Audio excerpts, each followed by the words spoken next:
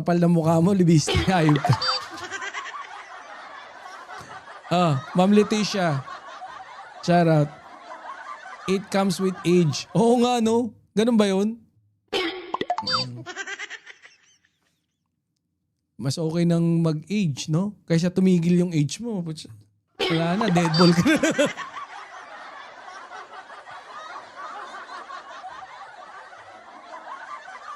Kaya ano kaya ito na lang, mas okay itong inano natin, no?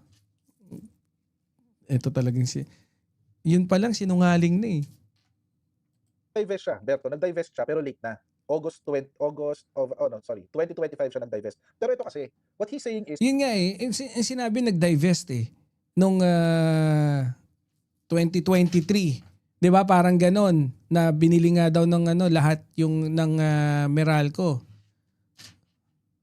matagal na rin sinara yung solar para sa bayan. Hindi pa pala siya sarado. And the whole time, from the time na binuksan siya, 2018 hanggang 2025, until present, kasi wala pa nga makuha na na wala pa tayong makita ng certificate of dissolution unless makapagpakita sila ng certificate of dissolution. Mamalaga 143 Ots Kasara Otsokara. Ito ba't di ko na ma-pronounce yan? Otsakara. Wala, hindi ko na. Sa Shiburi Desne. Mas papaniwalaan ko to. Wala pa akong nakikita ibang dokumento eh. Di ba? Yun lang yun. Logic lang naman yun. Anyway, tuloy natin. Biste na si Attorney Ferdinand Topacio ng mga naging pahayag ng Palace Press Officer ay tila targeted attack laban sa mambabatas. This is a targeted attack against Congressman Levis Ewan ko sa'yo, for Topacio. being a critic of the government. Ewan ko sa'yo. Nakita po natin yung pattern. Inumpisahan po ni Ombudsman Boying Demulla na alam po naman natin na utang niya ang kanyang pagiging ombudsman sa pamimilipid at pagbabraso ng Malacanang. Nilabas yung maling issue na binenta daw yung prangkisa. Natawa si Libiste. Ang hayop na yan. At sinundan niya ito bilang spokesman ng presidente. This is a directed and targeted attack to destroy the reputation of a legitimate government critic. Dagdag naman ng kongresista, Pero- hindi niya nais makulong si Undersecretary Castro. Meron bang legitimate government critic? Hindi kasi nga illegitimate sila eh. 'Di ba sila Sara?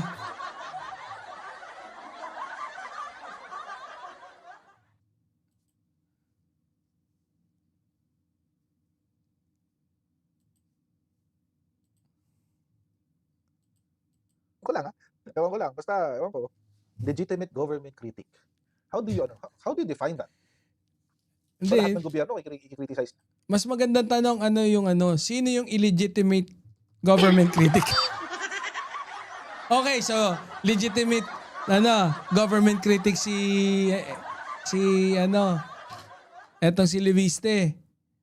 Pag ganun ba magsalita, So ang tanong, sino yung illegitimate na government critic? Si Attorney Libayan ba yan? Boss Clark Sam! Lahat ng klase, kahit sino nakaupo. Kahit sino tamaan, di ba? Kahit si Sara Duterte, dapat kinikriticize niya. Kasi government critic nga eh. Kaso hindi. Selective ang kanyang criticism. Selective, di ba? Oo, Basta, ayaw ba natin Duterte, nanay? Pag anti-Marcos, go, go, go. Ganun. Ngunit Ay, dapat ay. ariyang magbayad ito ng May hugot yung Coach Jarrett natin. So pag mali ka pala dyan eh. Dapat yung si Topacio ang makasuhan ni Ombudsman ng Libelo nga no? Ni Ma'am Kikay Martin. 110 million pesos bilang danyos.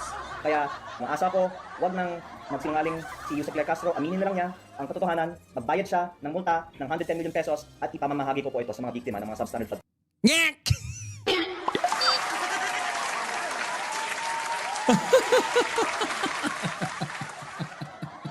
Ayop ka, mamumura kita eh. Asa ba? Sira ulo yata to eh. Ha? Gago. Ayop ka. Ganun-ganun na lang agad yun. Oh. Huwag ka na magsinungaling. Dahil kinasuhan kitang libel, magbayad ka na.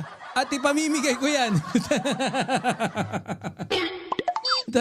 Ayos, parang laro-laro lang ha? Di ba? Mamusipa. Ma'am Josefa, Olivia Lopez, shout out. Ma'am Nenita Umali, good morning din sa inyo. Ma'am Elvira G, aba, sunod-sunod kayong pagpasok Projects. Nakalokohan yun. Excuse me. Magbayad daw siya 110 million pesos para ipapamigay daw niya sa mga naging biktima ng flood control projects. Ano naman drama? Nyek! Hachiche! Tanga na nga, napakabait mo palang hayop ka eh. Mo pala eh, bait mo eh. No?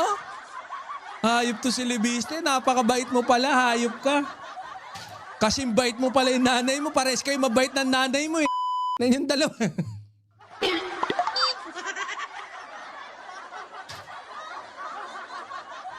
Si Loren Legarda, medyo ano rin yun eh, no?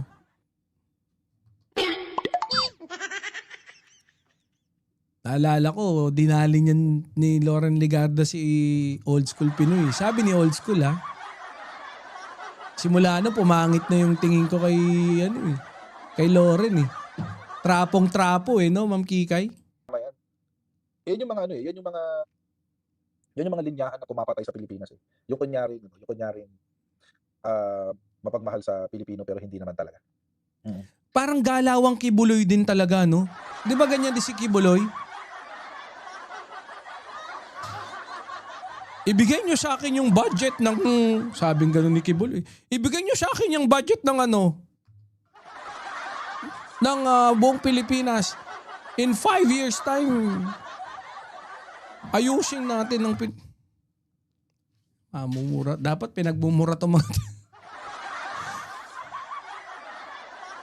balikan na natin yan live mo. Ay, nasa UAE ka ba? Nagaganyan ka. Baka mamaya dayuhin kita bukas. Night market ka dyan ha. Baro ba? Tingnan nyo naman. Kung sa interview nga ni Pinky Web, nagsinungaling siya. Kinontra ng GIS niya yung sinabi niya kay Pinky Web na nagsara na raw ang solar para sa bayan. Yung GIS niya, buhay na buhay hanggang ngayon. Buhay na nag-aamin pa sila, November 2024, nag-aamin pa. So buhay. Buhay na buhay pala eh. Nagsisinungaling siya. Hindi Ma'am siya Telma, hindi Potresh pinasara. ka. Baka nag-divest siya. Pero hindi niya pinasara. Pero at the same time, nag-divest siya August 15, 2025. August 15, 2025. Wala ka. Bukelya ka pala kay Bakit? Coach Kailan ba Jarrett eh. May 2025, di ba? Bakit hindi si Coach Jarrett ang kasuhan mo? Ay, hindi. Sorry. Joke lang, Coach. Joke lang. Ngayon ko lang narinig yung impersonation mo kay Kibuloy, pati yung piyok ng boses ko. Syempre.